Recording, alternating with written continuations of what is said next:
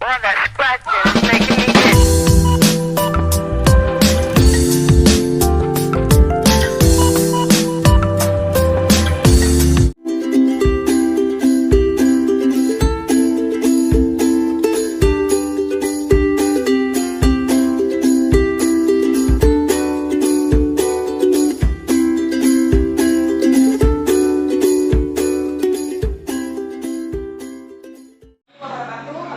Nama saya Ina Musdiani dengan nomor induk mahasiswa 187715029 dari Departemen Pendidikan Ekonomi kelas LRE 12. Saya mempresentasikan PT saya guna memenuhi tugas ujian tengah semester mata kuliah Sistem Informasi Manajemen dengan dosen pengampu Ibu Sri Winarsi MM.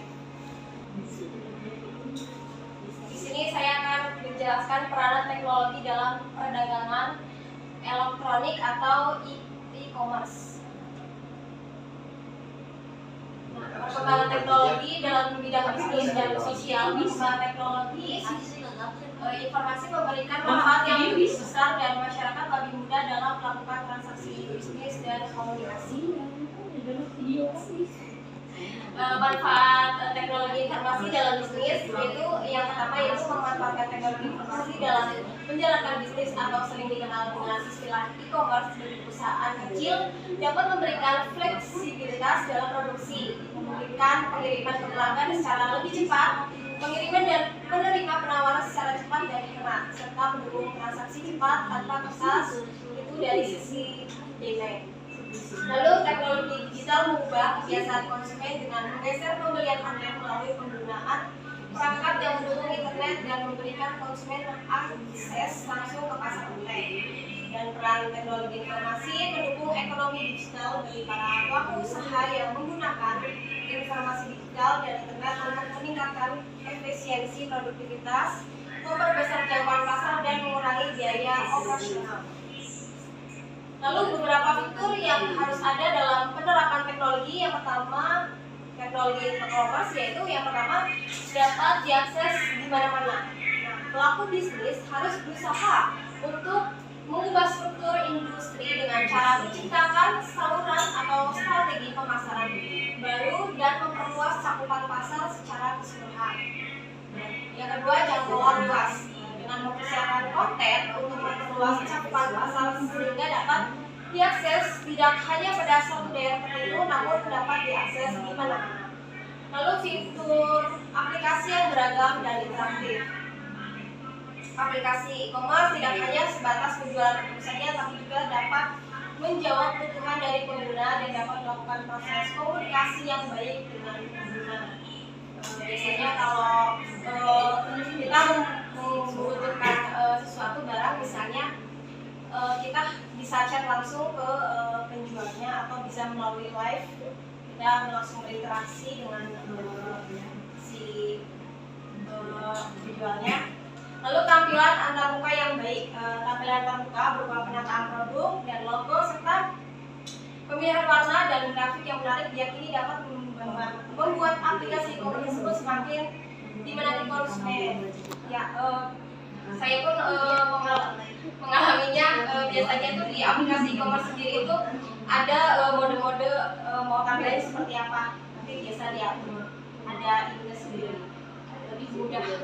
Lalu dalam dunia bisnis, peranan teknologi informasi dimanfaatkan untuk perdagangan secara elektronik atau dikenal sebagai e-commerce atau elektronik dagang atau perdagangan elektronik. E-commerce adalah perdagangan menggunakan jaringan komunikasi internet. Contohnya itu seperti Shopee, Bukalapak, Lazada, Tokopedia, OLX, Libby, atau sekarang tuh yang lagi ngetren itu TikTok. Jadi selain e-commerce, dia misalnya kita mau membuka TikTok hanya melihat konten malah jadi ngeliat live dan akhirnya kita jadi ingin membeli. E-commerce merupakan sebuah kegiatan atau aktivitas jual beli produk secara online yang dilakukan oleh perusahaan atau perseorangan melalui perangkat elektronik seperti telepon genggam dan komputer sebagai sarana melakukan transaksi bisnis. E-commerce dapat dilihat sebagai sebuah wadah elektronik yang berfungsi menghubungkan dua pihak, yaitu pemasaran dan pelanggan yang berguna untuk melakukan transaksi bisnis.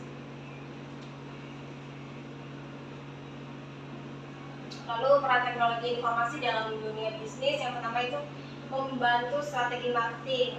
Contohnya itu promo-promo. Biasanya itu e-commerce ada promo-promo flash sale. Nah, kita bisa atur atau kita bisa ikut-ikut promo, misalnya kayak Big Ramadan Sale atau flash sale dalam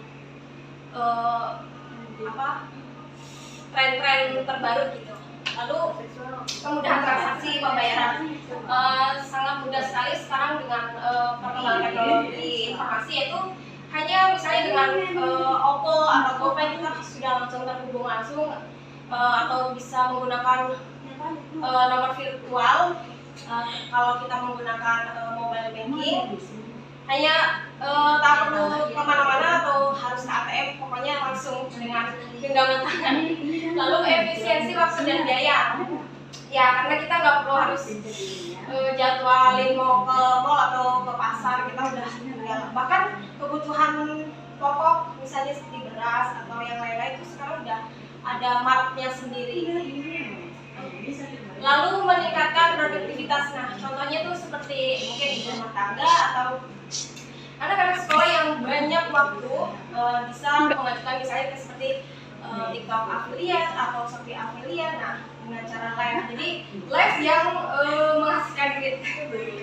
Lalu mengoptimalkan pelayanan. Nah, jadi kita nggak perlu pusing-pusing menerima ini sudah di mana paket saya atau bagaimana, atau konsumen.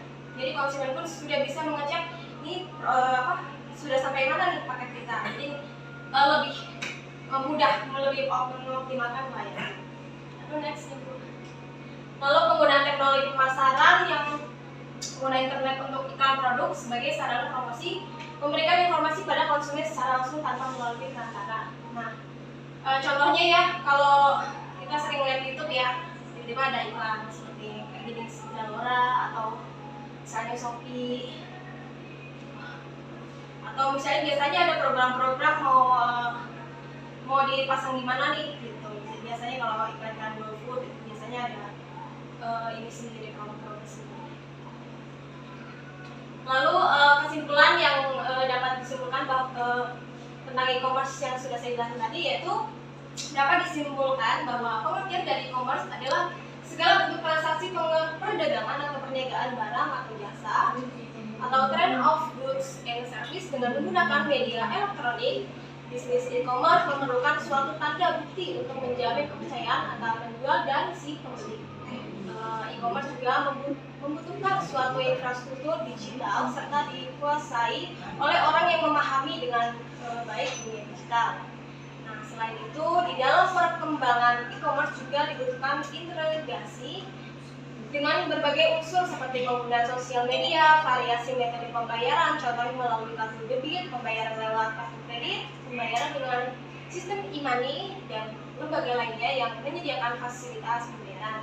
Salah satu yang harus terus dilakukan oleh e-commerce dalam mendukung sustainability suatu bisnis adalah terus-menerus tanpa henti untuk melakukan inovasi. Sekian presentasi dari saya, semoga bermanfaat. Mohon maaf bila banyak kekurangan. Terima kasih. Assalamualaikum warahmatullahi wabarakatuh.